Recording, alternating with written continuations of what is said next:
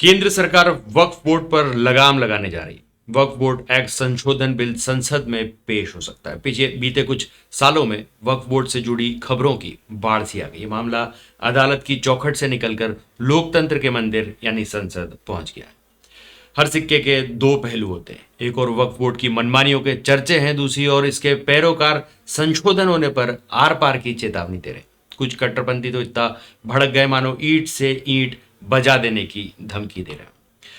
ऐसे में आइए बताते हैं कि वक्फ प्रॉपर्टी क्या होती है और सरकार अपने बिल में ऐसा क्या संशोधन करने जा रही है कि बवाल मचा हुआ है।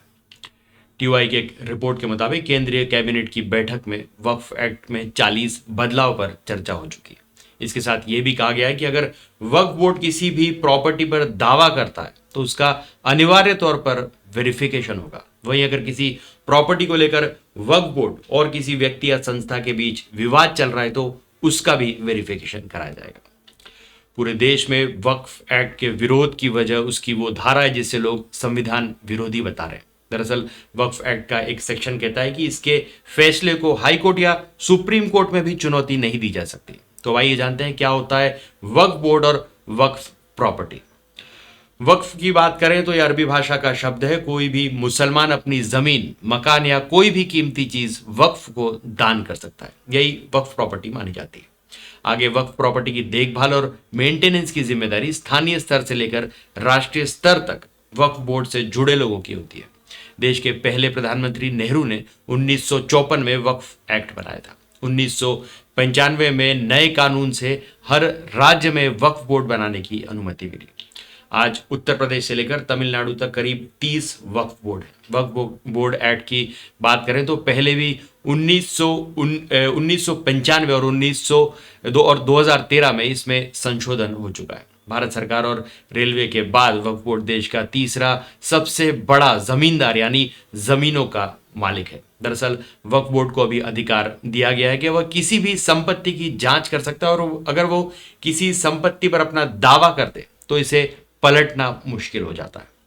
वक्फ एक्ट के सेक्शन 85 में कहा गया है कि बोर्ड के फैसले को सुप्रीम कोर्ट या हाई कोर्ट में चुनौती भी नहीं दी जा सकती। इस प्रस्तावित संशोधन का मुख्य प्रमुख उद्देश्य वक्फ बोर्ड की शक्तियों और उनके द्वारा संपत्तियों के वर्गीकरण को नियंत्रित करना है। 2013 में मनमोहन सिंह की यूपीए 2 सरकार ने 1995 के बेसिक वक्फ एक्ट के संशोधन करके वक्फ बोर्डों को सर्वशक्तिमान बना दिया था। तब बीजेपी ने आरोप लगाया था कि वक्फ बोर्ड को संपत्ति छीनने की असीमित शक्तियां देने के लिए अधिनियम में संशोधन किया गया जिसे किसी भी अदालत में चुनौती नहीं दी जा सकती।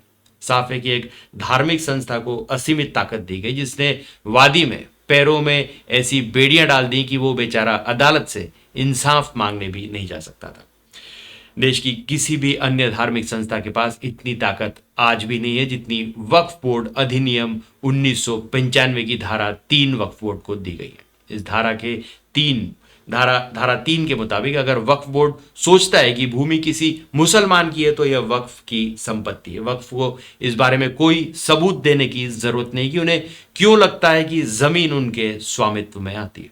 सरकार का कहना है कि संशोधन के बाद बोर्ड किसी भी जमीन पर गलत दावा नहीं कर पाएगा, इसलिए भविष्य में शायद ही जमीन विवाद से जुड़ा ऐसा कोई मामला सामने आएगा। कुछ मौलाना इसी बात का विरोध कर रहे हैं। उनके धार्मिक मसलों में दखल देने का हक किसी को नहीं है। मुसलमानों की रहनुमाई का दावा करने वाले असदुद्दीन ओवैसी और कुछ मौलानाओं के साथ साथ मुस्लिम पर्सनल लॉ बोर्ड के लोग भी वक्फ बोर्ड एक्ट में संशोधन की खबर सुनकर खफा है। आरोप है कि वक्फ बोर्ड गलत तरीकों से दूसरों की संपत्ति पर दावा जता देता है। ऐसे में जमीन के असली मालिक से सिर के ऊपर से छत हट जाती है और वो बेघर हो जाता है। संशोधन की बात इसलिए क्योंकि वक्फ को लेकर बने कुछ कानून भी अभी सवालिया घेरे में। बीते साल फरवरी 2023 में अल्पसंख्यक मामलों जुड़े मंत्रालय ने लोकसभा में बयान दिया था कि मुस्लिमों की संस्था वक्फ बोर्ड के पास दिसंबर 2022 तक कुल 8,65,646 अचल संपत्तियां थी। हाल में कुछ सालों में वक्फ बोर्ड की संपत्ति के दावों को लेकर विवाद हुए। अब कई राज्यों के वक्फ बोर्ड पर यह आरोप लगा है कि वो गलत तरीके से सरकार या अन्य संपत्तियों पर अपना दावा जता रहे हैं, जो कतई ठीक नहीं है। ऐसे कई मामलों की सुनवाई अदालत में चल रही है। सोमवार 5 अगस्त को यूपी मदरसा एक्ट को असंवैधानिक घोषित करने के इलाहाबाद हाई कोर्ट के फैसले के खिलाफ सुप्रीम कोर्ट में दायर याचिका पर सुनवाई टल गई। ये याचिका अब अगले हफ्ते सुनी जाएगी। अब आइए समझते हैं कि वक्फ बोर्ड की धारा 3 जो छीन सकती है आपकी पुश्तैनी जमीन। जिस जगह हाथ रख दिया वो जमीन वक्फ की। तमिलनाडु वक्फ बोर्ड ने 2023 में एक पूरे गांव पर ही अपना मालिकाना हक जता दिया था। बोर्ड ने राज्य के 18 गांव में से 389 एकड़ जमीन का मालिक होने का दावा किया था। उन्होंने यह भी कह दिया था कि वक्फ बोर्ड की मंजूरी के बिना गांव वाले अपनी जमीन नहीं बेच सकते। उन्हें अपनी ही जमीन बेचने के लिए वक्फ बोर्ड से एनओसी लाने को कहा गया था। कावेरी नदी के किनारे बसे तिरुचेंथराई गांव में 1500 साल पुराना संदेश्वर मंदिर भी है। ऐसे में गांव वाले भौचक के रहेंगे कि वक्फ कैसे उनके पूरे गांव पर अपना दावा जता सकता है। वहीं 2022 में तेलंगाना में एक मस्जिद की प्रॉपर्टी को लेकर ऐसा विवाद सामने आया था। अब आइए जानते हैं कि वक्फ बोर्ड के पास कितनी जमीन है और कैसे 13 साल में दुगनी हो गई इनकी संपत्ति। केंद्र सरकार वक्फ कानून में बदलाव करने की तैयारी में। सरकार वक्फ बोर्ड की शक्तियों पर अंकुश लगाने के लिए आज संसद में संशोधन बिल ला सकती है। सूत्रों के मुताबिक आज 5 अगस्त संसद में सरकार संशोधन के लिए कानून बिल पेश कर सकती है। प्रस्तावित संशोधनों के तहत वक्फ बोर्ड के दावों का अनिवार्य रूप से वेरिफिकेशन किया जाएगा। साथ ही वक्फ की विवादित संपत्तियों का भी सत्यापन जरूरी होगा।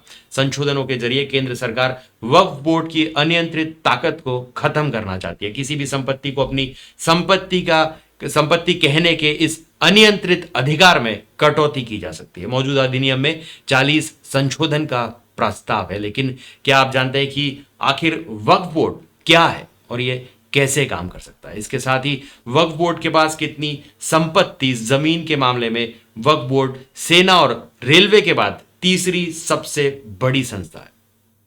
शुरुआत में मूल रूप से भारत में वक्फ बोर्ड के पास लगभग 52,000 संपत्तियां थी। पिछले साल फरवरी में अल्पसंख्यक मंत्रालय ने लोकसभा में वक्फ बोर्ड की संपत्ति की जानकारी दी थी और बताया था कि मुसलमानों की इस संस्था के पास दिसंबर 2022 तक कुल 8,65,646 अचल संपत्तियां थी। इकोनॉमिक टाइम्स के रिपोर्ट के अनुसार 13 साल में ही वक्फ बोर्ड की संपत्ति दोगुनी हो गई है। भारत में वक्फ बोर्ड के पास 2009 तक 4 लाख एकड़ भूमि पर 3 लाख पंजीकृत संपत्तियां थी और आज की तारीख में 8 लाख एकड़ से अधिक जमीन पर 8,72,292 संपत्तियां हैं।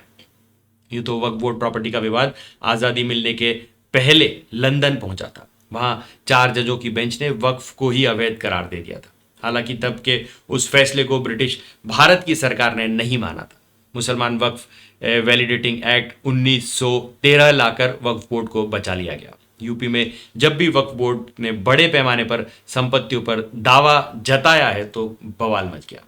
फौरन योगी सरकार ने आदेश जारी करते हुए कहा कि वक्फ की सभी संपत्तियों की जांच कराई जाए। आगे चलकर बात इलाहाबाद हाई कोर्ट तक पहुंची। तो आज के लिए बस इतना ही। तब तक के लिए हंसते रहें, मुस्कुराते रहें, स्वस्थ रहें, व्यस्त रहें और मस्त रहें। और जी हाँ, चैनल को भी जरूर सब्सक्राइब करें। धन्यवाद।